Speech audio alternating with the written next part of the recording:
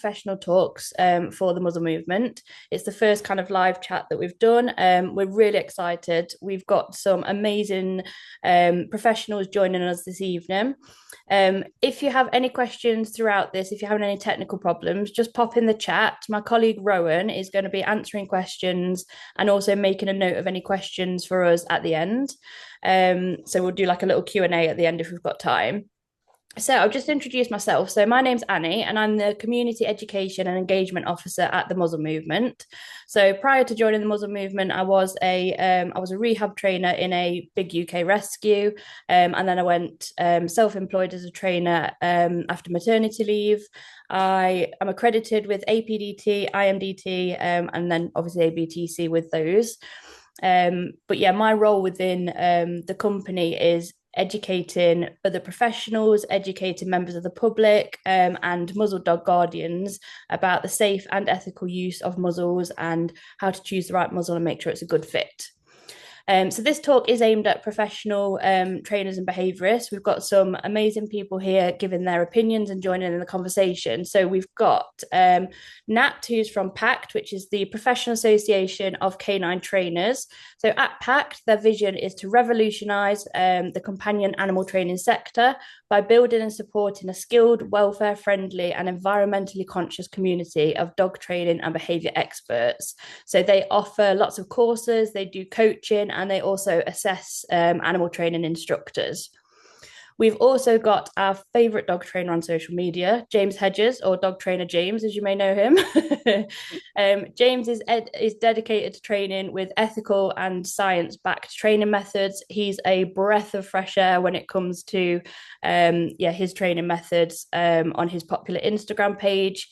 He's got a gorgeous staffy girl called Kia and a bully called Mac, who I believe is exempted under the bully ban here in the UK. Yeah. So James has got personal as well as professional experience of muzzling, which is really, really great to get that perspective. And last but not least, we've got the amazing Debby from Kids Around Dogs. So Kids Around Dogs is an association of dog professionals and childcare professionals. They specialise in working with families and schools to help children and dogs to live in harmony together. So not only is Debby the founder of CAD, but she's also designed a successful protocol to help adults and children overcome phobias and fears of dogs, which all of her CAD-approved professionals are qualified to use. So again, another really interesting perspective when it comes to interactions between people and dogs and specifically children. So hello, Debby. Thank you so much for joining us as well. Thank you. So welcome to all of you. Thank you so much for joining us this evening, and we're really excited to get talking about all things muzzle. Let's get started. So from our point of view within the muzzle movement, I would say that we have definitely seen a shift in kind of public perception to muzzles, particularly since the XL bully ban. So as miserable as the XL bully ban is here in the UK, and as much as we disagree with it, I do feel like there has been a positive coming from the public perception that they don't necessarily always assume now that a dog wearing a muzzle is an aggressive dog. I do think there has been a change. I also think we're in quite a unique perspective in that we see that change a lot because we're kind of perfectly placed to witness that. But I'd be interested to see what you guys in a kind of broader situation notice. So when you guys hear the word muzzle, what do you think the public most commonly assume, and why do you think that those assumptions perhaps exist? Nat, do you want to go first? I will go first if you need me to. I think that, and these aren't my views, but what maybe general public think is that a muzzle is for the protection of a human, so that the dog can't get their teeth on flesh. So it's about bite prevention. And I would probably think that most people don't think of muzzles, or party hats, as I like to call them, in the same way as, a collar, a lead, a harness. They would maybe it wouldn't come naturally if you think, oh, I'm going to get a puppy tomorrow. What are the things I'm going to pick up for my puppy kit?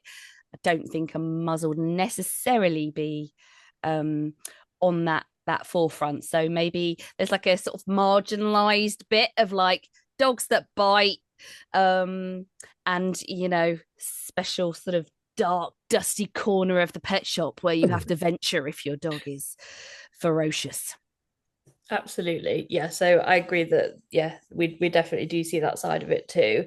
Debbie, what do you feel kind of in your world, if you were to kind of mention a muzzle to one of your clients or, within your training teams, what kind of response would you be expecting?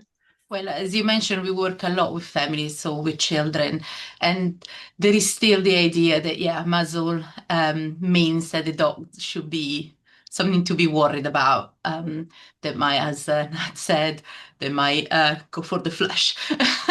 And I think that's why, as well, having muzzles that are colorful, like the one that you sell, is helping a lot to make the dog look a bit cuter and make the muzzle not just being something to indeed protect the public, protect the dog from himself sometimes, and for what the law requires and everything, but it makes it look like a cute accessories.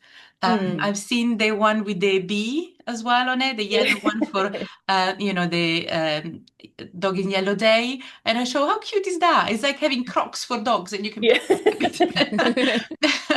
and especially when working with children or with people that like me like really cute stuff, then seeing muzzles in a colorful way and with little accessories can actually help to see them also in a different way. Yeah, so again, that all comes down to trying to change that stigma that's currently attached to muzzles, isn't it? And I think as well, there's probably the perception that big dogs need muzzles and perhaps smaller dogs never need muzzles, is perhaps the general kind of public consensus. I've got two smaller breeds myself. I've got a Chihuahua and an American Cocker, and the American Cocker definitely needs muzzling. It's a good job that she's muzzle trained, but I do think there is that perception that it's kind of your big dogs, your shepherds and your bullies and stuff, that those are the dogs that need muzzles, rather than considering different breeds as well. So typically when we are considering muzzle use with dogs, I'd say currently for a lot of people that will come into play after an incident. So there will perhaps be an incident of either scavenging and the dog gets into a pickle having eaten something, or there has been a bite incident or a snap incident that has made people worried enough that, oh, this is the point we need to kind of bring in a muzzle. But we really want to kind of change that narrative and look at muzzle training for every dog just in case, because of all the different kind of scenarios that a muzzle is useful for. So as kind of trainers yourselves, at what point in a dog's life do you think muzzle training would be perfect to be introduced? And do you think that would change things if muzzle training was done proactively rather than reactively? Yeah, I think I don't do puppy classes anymore. But if I did, I'd definitely have that on the agenda. Um, Even if you were just using like yogurt pots or plastic cones or something, right? And I think it's important to get people to understand that, like everyone's just said, it's not just, oh, my dog's dangerous, I've got to put a muzzle on it, or my dog's eating something, I've got to put a muzzle on them. It's that proactive thing of touch wood, nothing ever happens. But how many people have you spoken to where they say, oh, my dog doesn't like their nails being clipped or whatever, and they go to the vets and they have a muzzle shoved on them. And then you've got an uphill battle. So if you can say to people, actually, if we can make your dog love their muzzle, and that's like particularly at puppy stage. I mean, think of the enthusiasm puppies have got for everything. Shove my face in something and get food. Awesome. Let's go. Yeah, let's do it. Yeah, absolutely. And I think puppy classes is also you're in such a privileged position that you've got not just eager puppies, you've got eager puppy guardians as well. They're so into it at that stage. They want, they're wanting to learn as much information about their puppies as they can. So you've got a really nice kind of opportunity to positively introduce the muzzle not only to the puppies but to the guardians as well, and to have that conversation that actually this isn't a scary piece of equipment. This is something that's framing it more of a life skill rather than this kind of scary thing. Yeah, I think you've got more chance of engagement with people at puppy classes and puppy consults than you have further down the line. You know, if we were just trying to introduce muzzles as an extra, to get it at that puppy stage is where you're going to get most kind of feedback, I think. So with that, sorry, go on. No, I was just going to say, it's good enrichment as well. Like, you know, in a puppy class, if you just have like novel items that the puppies can explore, I think that, you know, the way to hearts and minds is for something to become more familiar, isn't it? And to be demystified. And so if anyone doing puppy classes is listening and you haven't got a nice party hat as part of your kit, then maybe that's something, you know, that everyone can go away and do, because the more guardians see them, and you know, it's almost like a desensitization protocol for the humans, isn't it? The more they see them, then the more normalized it's going to be. Yeah, 100%. Yeah, it's a really, really good point. Just kind of having one around, and just like James said, having it just kind of out during interactions, and during if you're doing any equipment descents, that's a perfect time to bring it up as well. Yeah, super. So we mentioned about kind of like demystifying this this kind of idea of muzzles. I think there are lots of like myths around muzzles and their use and stuff. And some of the, when we're talking about muzzles to like at public facing events and stuff, some of the really common questions that we get asked, one of them we hear all the time is, well, how is my dog going to defend itself if my dog is wearing a muzzle and they get attacked by another dog? So yeah, you're absolutely, you know, it is a valid point that the dog will not be able to defend itself because it's muzzled. It won't be able to bite the other dog. But I think my response to that would be that if my dog got attacked by another dog, would I be leaving her to defend herself anyway? Absolutely not. I wouldn't just be stood there watching it happen. I would be stepping in regardless. And if I had to step in and separate dogs fighting, I would much rather separate one dog biting and one dog muzzled than two dogs biting, trying to get to each other. So I think in a lot of situations, it's actually safer for one of the dogs to be muzzled, because it's easier for us to intervene, which I would always do anyway. What other kind of myths do you think that we could bust about muzzles? And if you hear it's kind of a client saying, I don't want people to think that my dog's bad, how can we help guardians move past that stigma, if we are kind of introducing muzzle training, do you think?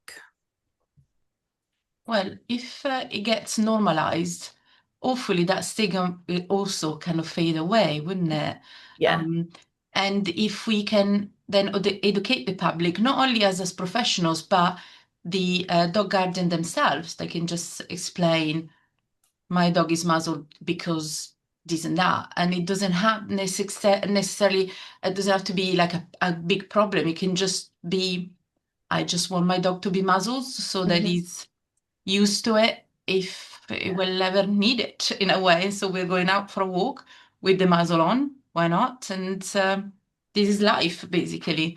Yeah, so it doesn't become this big thing. Exactly, yeah. And I think if we all together were to explain this to the rest of the public, I think it will eventually become more and more normal.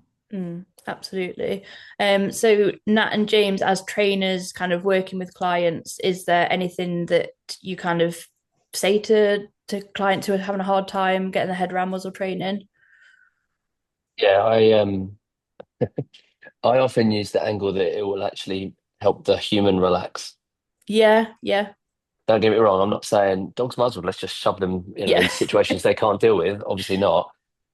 But sometimes I find that when you're working with a reactive dog, there's a threshold that the human's got. The dog's probably like, I'm all right, actually. But the human's like, no, I can't get any closer, can't get any closer. And even if it makes them get a tiny bit closer or a little bit more relaxed in their handling, or their breathing, like their kind of demeanor, everything, I just find it makes a massive, massive difference. Like the number of times that I've encouraged someone with a dog that isn't a bully or a shepherd or a whatever, to muzzle train, and then within a few weeks they're like, oh, my dog said hello to a dog today because I was I was thinking, well, if it all goes to, pot, then nothing really bad can happen. Yeah. Because I find that so many dogs get misdiagnosed with their reactivity, right? Like this dog's aggressive. It's not. And then you've got the muzzle on, and then everybody's happy. And like someone said earlier, like I think Debbie said, the colourful nature of your muzzles, it just makes such a difference. Like the comments that Mac gets, that I don't think he would get if it was, naming no names, a black plastic muzzle. Bearing in mind, like the lavender strap matches his lavender harness and his like lavender lead. It's like it just makes a massive difference, right? Yeah, so just changing that perception again. Yeah. We often kind of as well explain that it actually allows the dog more freedom. And I found this with my own dog, Nelly. Because she is a bit of a hot mess out and about. And I live in quite a busy village where people just let their dogs roam everywhere. So I was always really worried taking her out that I was going to bump into people. And I actually found myself avoiding these areas as much as possible because of the fear of what was going to happen. But actually, now I can take her out in a muzzle. We're going to more places and I'm feeling more confident going to those places, which means she's actually getting exposed to more. We're progressing more, like you say. And actually, a lot of doors have opened up for her because of muzzling. And because of having that kind of safety net, we're actually doing a lot more. So that's sometimes a kind of nice way of wording it for people as well. And we always kind of think of it as like a bit of a seatbelt. Like we get in the car and we put our seatbelt on, never with the intention to be in a car crash and to need that seatbelt, but we're damn grateful of it if anything was to happen. And it's the same with kind of this muzzle training just in case idea, is that hopefully we'll never need a muzzle. Like hopefully our dog will never be in a situation where they feel the need to use aggressive behavior or they suddenly start scavenging or whatever. Hopefully we'll never need it, but if we do, we're going to be really, really grateful that it's there as a backup. And to be fair, you can even compare the muzzle to the lead, really, because, years ago, and sometimes still happen today, that you have people who walk the dog, there is no lead inside, even though they're walking on the pavement by the busiest road in the world. But we know that leads can keep the public safe, can keep our dogs safe mostly, and some area requires for your dog to be on the lead. So to be fair, it can be compared to that, that's a really good point.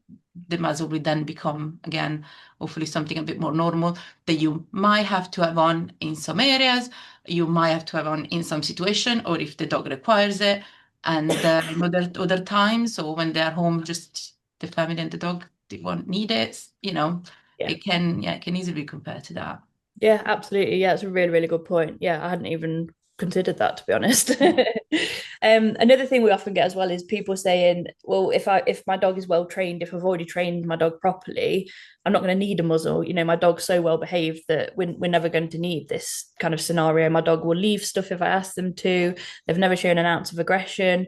And that's all well and good, but training isn't 100%. It doesn't override a dog in serious pain. It doesn't override sudden neurological changes, sudden changes in environment and stuff. We never know. We've never got control over those things. So yes, we can have the best trained dog in the world, but it still makes sense to have that seatbelt, that lead trained. That's a really interesting way of looking at it, because I don't want to be vigilant so that I have to say something to my dog in order to, deal with a situation all the time, and I think a muzzle in some situations, like James said, you're not going to just shove a muzzle on and, hunky-dory, off we go to, Alton Towers or something. But in some situations, it would allow people to relax and not be in that hypervigilant, it comes back to the human psychology of it, really. I completely agree with what you've all said already about the other end of the lead, and the human can start to actually be in the moment a bit more with what's going on, rather than it be a walk feeling like running a gauntlet, really. And yeah, I think you know, training is great, obviously. But life throws some funny old curveballs sometimes. You may not have trained for that exact situation. So why not have that, belt and braces approach to safety, really? Absolutely, yeah. So Debbie brought up a really good point of, really kind of wanting to normalize muzzles and turn them into just another piece of equipment, like a lead or a collar or harness. Just wants to be one of those other things. So there's lots of things we can do as trainers and professionals to kind of promote that. So it might be that we just use muzzle dogs more in our imagery without necessarily bringing attention to it. So, for example, if we're perhaps on social media and we're doing a post about loose lead walking, we could use imagery of a dog wearing a muzzle doing loose lead walking. So we're not necessarily screaming and shouting about the fact the dog's wearing a muzzle. We're not even kind of bringing attention to it. We're talking about really great loose lead walking, and the dog happens to be wearing a muzzle. James, I think you organically do this really, really well already, because obviously Mac is muzzled for most of your content. So I think that is a really, really nice way of kind of normalizing without sort of drawing major attention to the fact that, oh my God, it's got a muzzle on. Mac's still living his life. He's living a great, fulfilled life. He's doing all these different training things. He just happens to be wearing a muzzle. Yeah, no, absolutely. I don't get that many comments, actually. Like, you think that might draw attention. I mean, I think sometimes it draws attention from people in America. They don't really get it, but I don't get that many comments. And even out and about, one of the nicest interactions I had was a little kid said to me, I don't know how old, but like tiny, like, and he said he knew what it was, and he said, "Oh, why has he got that on?" And I tried to explain it to him, and he was like, oh, can I say hello to him?" And I was like, "Yeah, of course you can." Like, I think the parent was like lurking in the background looking, but was absolutely fine about it, because obviously it kind of, which is the weird thing, isn't it, about muzzle dogs, right? It's just got that idea in my head. People avoid muzzle dogs, yet they'll shove their hand in the face of any unmuzzled dog. Muzzle dog. And I'm like, that's ironic. Yeah. Where's the logic? That's crazy, right? So yeah, he I think he wears it well, bless him. Yeah, absolutely. Yeah, I think you're organically doing that already, but it's definitely something that we can kind of consciously do as well. And for trainers who are listening, definitely thinking about just using muzzle dog imagery in kind of marketing or resources, just as a normal dog. it's your everyday dog. He just happens to be wearing a muzzle. And as trainers, kind of where do you see your role in normalizing muzzle training, especially when it's perhaps a client's dog who's never shown aggressive behavior? So again, having those perhaps difficult conversations of encouraging people to use a muzzle when they've perhaps never considered it and are balking at it a little bit. I think, oh, sorry, go ahead. No, go on, Debbie. Go. It's something that actually happened to us with our previous dog, Wilco. We were at the park and he got attacked by another dog. Luckily, he was fine. He had to have stitches, bless him, and lots of treat, which was very happy about. But his personality, if you like, didn't change, thank God. But it could have, because obviously that situation could have made him react in certain cases or towards certain dogs and so on. And that is an example that I have used with clients, also because a bit like you, Annie, I don't live in a super small village, but everyone kind of, if you go to the park, because you kind of go to the same places at the end of the day, people know you, don't they? So people that were there when it happened, they did inquire after Wilco, and I did post it online when he was fine. So people, did ask and stuff like this. So people would know. And I used that situation to say, that if I had needed it, it would have had to be muzzle, which would have been a bit of a problem as well, because he was a pug, all those things. But and I didn't know you back then yet. So there was that situation in my case personally that I did use, and I would still use in the present times and in the future, to say life happens. We were with people that we knew those dogs as well. The dog that attacked him, we knew him, but her. So sod's law kind of thing. Yeah. Just one of those things. It was one of those days, like the sun is out, let's go for a walk. What could possibly go wrong? And blimey, it went wrong. So nobody knows what's going to happen on your next walk, and hopefully nothing. But if it does, at least you are psychologically prepared. Your dog is also, and things can be easier, because if something does happen, you're probably already under massive amount of stress. You're probably already worried. I was like, I kept crying, but then I cry a lot, so it doesn't really count. And imagine if then I would also have to start working on muzzle training him for that. It would have added to my life and to my stress and to work and blah, blah, blah. So if you can sort things beforehand, if something does happen, you're ready. And again, because obviously I work a lot with children, get the kids involved in that, get them to choose the color of the muzzle, get them to help with training the dog, because they are completely able to do that. Even little kids can do it. Get them involved, get them to make it as normal as possible, so that seeing James with Mac around is not like a strange thing for anyone, or with any other dog that needs to wear a muzzle, including their own.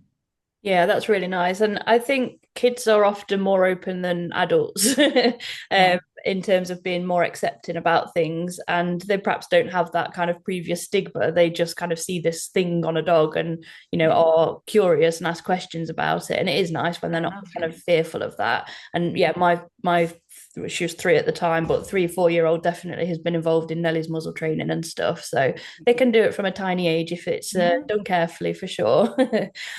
I think as well, we're kind of considering like reframing the question a little bit. So if we are kind of encouraging somebody to muzzle train and they are kind of a bit unsure about it, rather than saying, rather than asking the question, does this dog need to be muzzle trained, reframing that as, would this dog benefit from muzzle training? Because it changes it from a maybe to always a yes, because the worst thing that can happen with some decent muzzle training is, like Nat said, they have a fun time, they have a bit of enrichment, and then there's so many more kind of positives to add on to that. So I think just kind of changing that question a little bit can sort of change people's perception slightly. I think, like anything we start training, it's a skill, isn't it? And probably all of us professionals with our dogs, we would know about desensitization. We would want, if we got a young dog, we'd probably introduce them to things that they might need to be okay with later on in life. But most guardians don't have that kind of benefit of foresight. And I'm sure we can all think of clients where, they wander in with their new puppy or new rescue dog, and you can almost, see what's going to happen over the next few months, and they're experiencing it for the first time. So I think a really good way of kind of getting the muzzle message out there without sort of ramming it down people's throats and having to sort of combat the maybe reluctance or reticence, I might not need it, is, well, actually it's a good thing if you're not going to be using this piece of equipment all the time, then everything you do in your training is in the bank. Because unlike a harness or a lead or a collar, you're probably not going to use this piece of equipment in any other situation, and that means that you can just practice your handling, your timing, your ability to shape, your ability to mark and reward, your ability to deliver a reinforcer at different times, your ability to add difficulty, duration to a particular training thing. So I think often our students at PACT have kind of come to us and they've caught the training bug. So they've pretty much trained everything you can think of. And, lucky for us, muzzle training is one of those things that most people have gone, oh, actually, no, they haven't. I've never done that. So it kind of, gives us a bit of a blanker canvas sometimes. So I don't think you always need to get on your soapbox about how brilliant muzzles are, even though it is fun too. Sometimes it's just a new thing to train, like trick training, absolutely. Depends on the client, doesn't it, and what's going to work, what's going to float their boat. But you do definitely get those clients who are asking what the next course is, and like gone through all the levels, they've got all the like rosettes and certificates and stuff, and they're like, okay, what's next? And you're like, muzzle training, let's do muzzle training. It's just it can just be like another fun activity for them. So yeah, for those eager clients, they're definitely ones to get on board. And if you say, like you say, if you've got really kind of welfare minded clients as well, but yeah, absolutely just depends on the individual in front of you, their experience and their expectations as well. I think it's just, you've just got to work with what's in front of you and make the most of those eager beavers when they come along. So we've obviously spoken quite a bit about muzzles as bite prevention and for aggressive behaviour use being kind of a common reason for people either muzzling their dog or assuming that dogs are muzzled for that reason. Are there any kind of non-bite scenarios where muzzle training could really improve the outcome for dogs and their handlers that you've either worked with personally or that you know of? I worked with a Labrador who ate acorns. And when I say ate acorns, I mean all of the acorns. Hoovered the acorns. Yeah, like all of them. Because I think what happened, well, I don't think, I know what had happened, is the owner had turned it into a competition. Don't eat that! Don't eat that! So obviously being a Labrador, not to be stereotypical, but come on. She put herself in the vets a number of times with the number that she consumed. So we can train around that, but that's quite hard work because you're looking out for oak trees and I'm not very good with trees. So I was like, should we just muzzle train your dog? Because that's a lot easier. And identifying trees. Bingo, well, exactly, yeah. Is that silver birch or I have no idea. Okay, I have no idea. So yeah, it was like, should we just muzzle train your dog? Sorted. Sure. And it's really interesting, by the way. It's not the only Labrador with a muzzle trained, and it is really interesting the reaction that Labradors get when they've got a muzzle on, because people are like, "Why is that? What? Labrador? What?" Like their brain just doesn't compute. What? And then you go, they eat stuff, and everyone goes, "Oh, okay, yeah, sure." Yeah. There is definitely that kind of breed stereotyping, and I know people are quite against breed stereotyping and a lot of it is wrong, but there is also a lot to be said about breed traits and stuff. And yeah, you're absolutely right in terms of like labs, they often enjoy a snaffle, let's be honest. Yeah. But I think as well, you hit the nail on the head, like with people's reaction to it. I think when we think of the breeds that people stereotypically would not muzzle, we're probably thinking of things like Labradors, Cavies, maybe even Frenchies, what people kind of consider as an all-round, good pet. But when we think about those dogs, and especially when we're thinking about the pain relation to aggressive behavior use, those breeds are actually, often genetically predisposed to kind of chronic pain illnesses. So you've perhaps got, your higher incidence of arthritis in Labradors, you've got neurological conditions in your Cavies, you've got everything that's going on with Frenchies. There's those dogs that are stereotypically seen as not needing a muzzle are almost genetically predisposed to pain in the future, and potentially using aggressive behavior use because of that long-term chronic pain.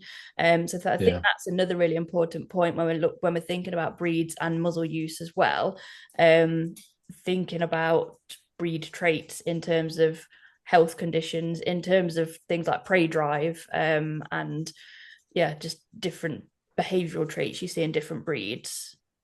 I think oh, sorry, James. No, go.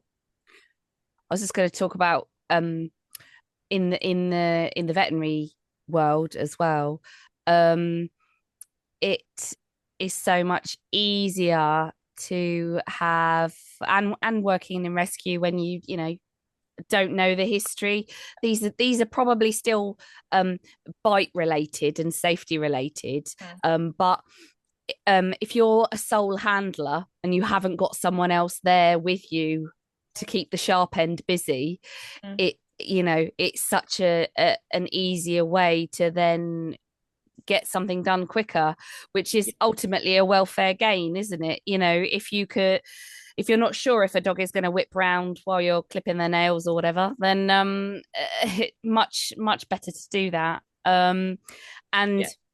If you think about how many dogs end up in the vets every Christmas because they've pigged out on mince pies, chocolate, God knows what else they find laid around or in people's handbags. Wouldn't it be amazing if everyone, muzzled their dogs when at Christmas when they're not gonna be hyper vigilant and they might have their back turned, or they might have had one too many glasses of prosecco for breakfast, and things might get pinched. There you go, easy solution. Dog's still having a great time and is hanging out with the family, but can't actually go nose first into the quality street.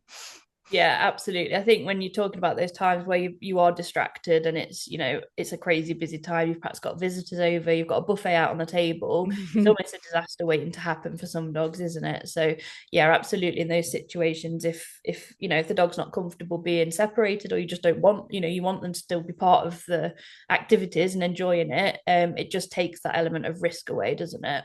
Yeah, it's a good point. Might make a little point on the other side of things, if I may, because obviously we're thinking about the humans, not so that the dog doesn't hurt the human in that case, or doesn't destroy the house with the Christmas present or the tin of chocolate and so on. But what I was hoping we could just have a little look on the other side. So if you see a dog with a muzzle, maybe we should also educate people not to necessarily tease the dog, if you like, just because it's wearing a muzzle and means that you'll be safe and your items will be safe and whether. It also doesn't mean that we should tease them with going, oh, look, I've got hands that you can't eat, or oh, look, I've got bits of food that you can't take from me, that kind of thing. So again, maybe I see a lot with kids because kids are very good at teasing with these kind of things. But adults can also, could also maybe be tempted or going, oh, I can give you a big cuddle now because you can't bite me. But actually the dog is like, oh my God, I hate this. I hate this so much. So yeah, I hope that people will also understand that, the muzzle, yes, saves you and protects you and all that, but doesn't mean that we can take certain liberties with dogs that we shouldn't anyway. 100%. Yeah, like a muzzle, it doesn't equal a free pass to put them into situations that they're uncomfortable with, definitely. And yeah, you're unless it's to save them, like Nat was talking about the vet. That's yeah, that's a bit different. Yeah, like scenarios where it's emergencies, go for it. Yeah. Clearly, sorry, mate, this has got to happen. But no, it definitely shouldn't be a ticket to putting them in situations they're not comfortable with. So yeah, you're absolutely right that should be pointed out. And it is really useful as well to get your perspective in the fact that you perhaps do see those behaviours a bit more from people. And it's not something that we'd perhaps consider too much in terms of like actually teasing the dog and stuff, because we've perhaps not come across it very much. So yeah, it's a really useful point to think about, definitely. So kind of staying on the kind of vein of children and family homes, how do you, Debbie, think that muzzles fit into the kind of wider picture of safety and management, so within the home, but without creating fear for the children and for the dog, really? Is what I said before. If you involve the child in the choosing the color, for example, of the muzzle, because obviously the measurement should be done by an adult, because you need to be 100% sure that everything is right. But there is nothing from stopping the child from helping the parents, even when it comes to measuring the muzzle. Get the kids involved in choosing the colors, and if there are little accessories to add to it, get the kids involved in that. get the kid to start being familiar on how the dog is going to look with the muzzle, because obviously it's going to take a little bit of time before you see actually the dog with his new Gucci thing on. But the child could maybe be drawing the dog with the muzzle on. Oh, okay, and or these days, especially even little kids know to use phones like anything, so they could take some photos of the dog and maybe print the photo and just draw the muzzle on it, or Photoshop the muzzle, because the kids can do that better than we can at like age 7, that kind of thing, so that they can see and visualize what the dog is going to look like once the muzzle is on. And get them involved in training, obviously age appropriate, and always with supervision. So you're not just going to go, oh, kid, you'll be fine, I'll go and have a cup of tea. Not be there in the middle and help and guide the child towards training the dog. If it's too tricky still, the child can choose the treats to reward the dog with, for example, or where they're going to be training. Are we training in the kitchen today? Are we training in the garden? What do you think? Get the kid, involved as much as possible, because I think that will be super beneficial in all aspects of things. And also get them also to consider why the muzzle might be needed.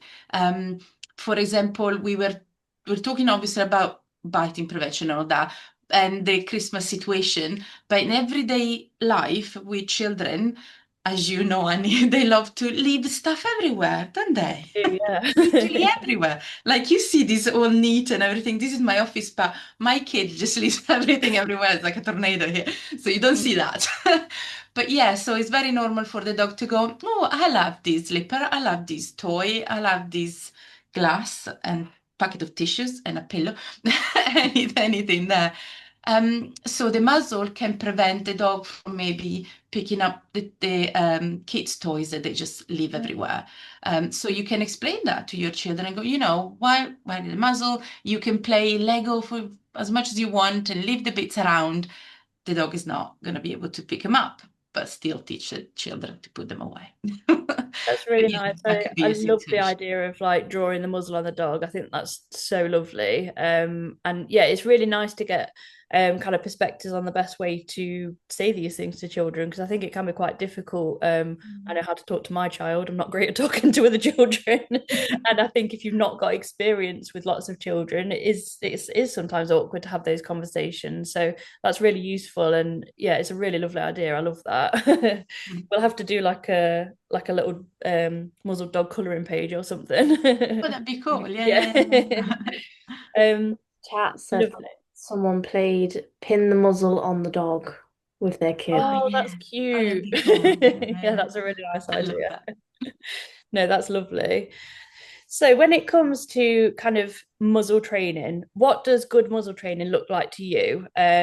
What are the kind of signs that it's potentially being rushed, and how do we manage making sure that we're not muzzling without the dog's kind of consent, and we're not kind of pushing them too far? So in terms of actual training, how are we managing that? Anyone? I'll go. Shall I go? I'll start, and then everyone can jump in. Everything is about watching body language, really. The dog's body language, to see if they are comfortable, whether they're orientating towards or away from the training session. But also our body language as the trainer and the handler. It's so tempting.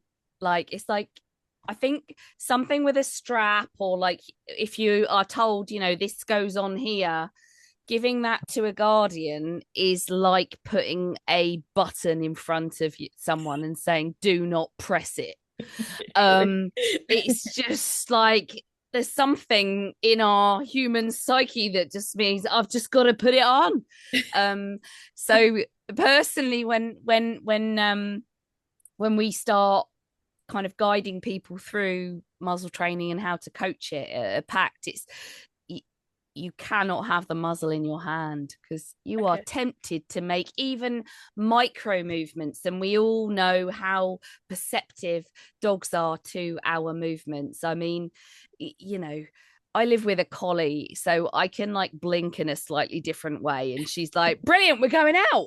And so she knows things about my body movements that are completely unconscious for me. So even just a little lean towards for a dog that might be a bit worried about approach, or they've had previous bad experiences with muzzles, can just throw you back, you know, weeks in your training plan. So yeah, my top tip, or our top tip at PACT, is you know, have it somewhere else so you're not tempted to do that, because you will be tempted to rush it as soon as it's in your hand, and your body will tell the dog what your intentions are, even if you are trying really hard not to. So one of the rescue centres that I work with, they have like a little muzzle tree where they've cable tied the muzzles to a post, and so you kind of sit next to it, and then the dogs have ultimate choice about approaching and avoiding, and it's a really nice way to get started with them.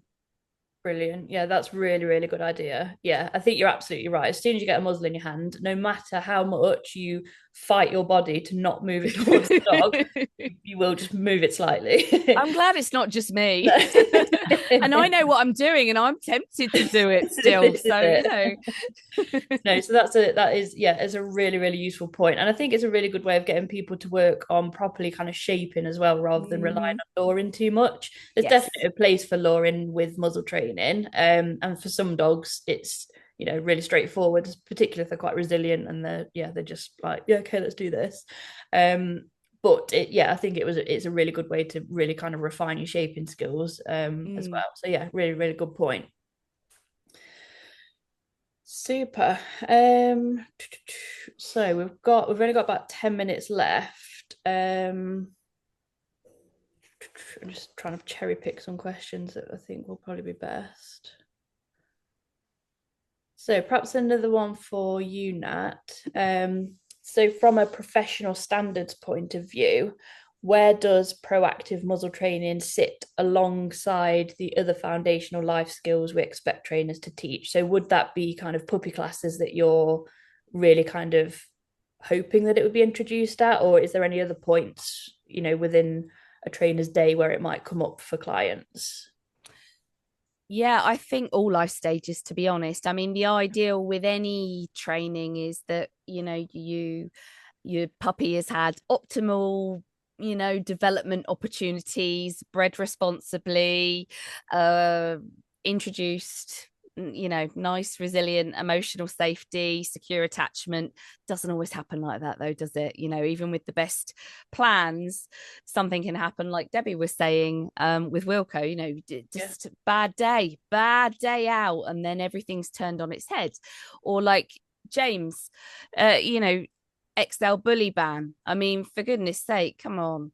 So you know, things happen along the way that you may not be planning for. And so PACT are an ABTC practitioner organization. We do assessments for them. So the Animal Behaviour and Training Council, they're kind of working towards, they're a charity, they're working towards regulation and ultimately having a very similar kind of Hippocratic oath that vets, doctors sign, to say that ultimately we are there to improve welfare and do no harm. And so and that's what a muzzle should be. So it fits perfectly within the ethics and the ethos of you know, all of the legislation and kind of sector standards that we and I personally align with, and you know, all of the ethical trainers that are here today will be aligned with as well. And you know, I don't want to ham it up too much and say that, you know, putting a muzzle on a dog that hasn't had a full desensitization counter conditioning protocol or been introduced to it with positive reinforcement techniques or shaping, etc., is going to, you know, fall apart because they've had the muzzle put on. Some might. It might just be the last thing on a really bad day that is like, right, well, I'm never recovering from this. We just don't know. So why not just do a little bit of preventative work, really. The other thing that really comes to mind is that in my behaviour work, so I think that kind of oath of do no harm spans all of the standards, whether we're training dogs directly, whether we're coaching owners, whether we're vets, nurses, assistants, dogs trainers, whether we're giving behavioural first aid advice. But there are some more sort of specific applications.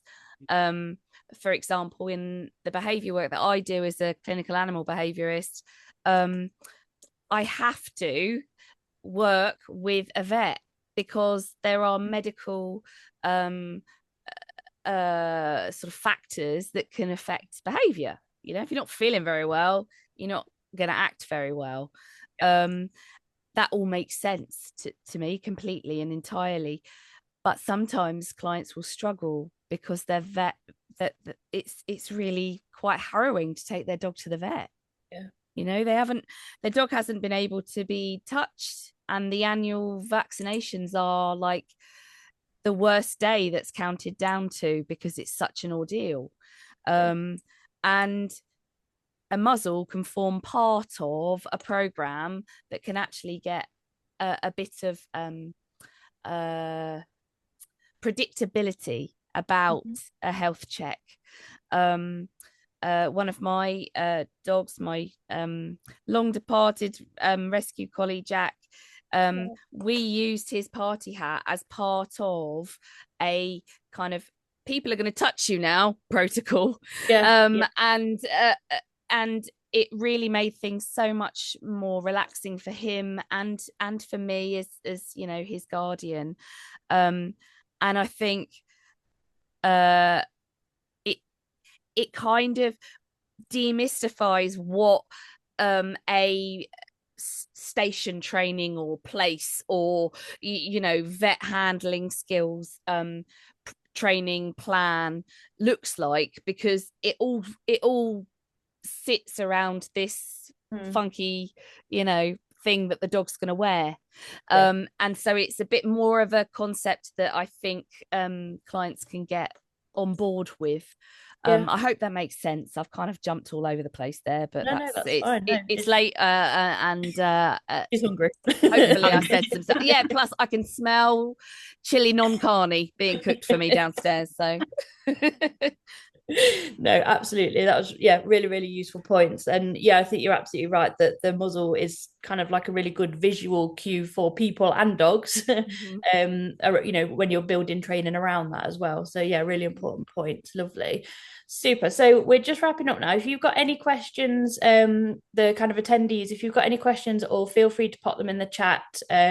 You can kind of write specific questions for one person or just general questions about anything to do with muzzles, and then Rowan will keep an eye if there's any to ask. My last kind of question to you guys would be, if there's one thing that you would love other trainers to start saying to their clients about muzzles, what would that be? Well, perhaps what we talked about to make it normal. I love the fact that Nat calls it a party hat. So I think we should just rename the thing. Just call it party hat. It's so much better than muzzle, isn't it? We're renaming to the party hat movement. Yeah, sorry. It's not really on brand, is it? No, it is really nice. And it does, again, it makes you giggle. It just takes away that kind of awkwardness, I suppose, that some clients might feel when talking about muzzles. So that's a great takeaway. Call them party hats. Absolutely. So for anyone watching, we just wanted to quickly tell you about our new just in case campaign. We're so lucky that all of the experts here tonight have backed this campaign. They've read through all of the resources that we're going to offer to you guys, and they've said they're all right. We can send them out to you. So the just in case campaign is basically this idea of muzzle training for every dog just in case, and we've created an assets pack for professionals to give to their clients. So it includes a leaflet for you guys with a bit of education about muzzles, features of muzzles you should be looking for, the importance of a good fit, and also ways to introduce dogs to muzzles as well, just so you've got kind of a version to refer back to if you need to. There's also handouts for your clients that have tons of information in there. There's social media posts, there's posters. So we've got like this little kind of asset pack that will get sent to you completely free of charge. With my role within the company of education and this kind of engagement idea of working with professionals and the general public, we can put all this information out there, but we're really only reaching our little kind of bubble, and the people within our bubble are generally on board anyway. They're generally kind of into muzzles, which is why they're following the muzzle movement. So we need to get further than that to be able to spread this kind of educational message to the general public and to the masses, and we really need your guys' support in doing that. So that's why we've kind of created these resources for you to pass out to your clients, to spread that muzzle message further than we can achieve. So if you are interested in that, I'm going to send out a link for you to sign up for your free asset packs if you're interested. I'll send out an email. It'll be sometime this week, and you can sign up and get those free assets for your clients as well to kind of help us with this campaign. But I just wanted to say a huge thank you to James, Debbie, and Nat for joining us tonight. I'm so grateful that you've given up your Monday evening and your tea in a lot of cases to come and chat to us and to give your opinions and views on muzzles and muzzle training. So yeah, we're really grateful, and yeah, it's people like you that mean muzzle dogs are getting seen and their guardians are being supported too. So thank you so much. Thank you. Thank you. Right, have we got any questions, Rowan? Or we've not got any questions. Everyone's wanting to go for their tea. Amelia. We do nose and cone at my puppy classes on week 3, and we make a point to ask owners why they think muzzle training is important for non-reactive dogs, e.g. travelling in Europe, great one, scavenging, unexpected vet visits, sudden pain, etc. I feel like this makes it feel more relatable for owners with puppies. Absolutely, yeah, that's really good. And the nose and cone is a great idea. Like James said at the start, you don't even need to have a muzzling class. Like yogurt pots, mugs, anything that the dog's snoot will fit in. Just creating those foundations, that's perfect. Oh, thank you everyone. Well, thank you so much for coming. And yeah, if you've got any questions, you can email me. You can email info at Muzzle Movement. That'll come straight to me, and I can answer any questions you've got. And if you've got any questions for the other guys, I'm sure I could forward them on to them if you want to. So thank you very much.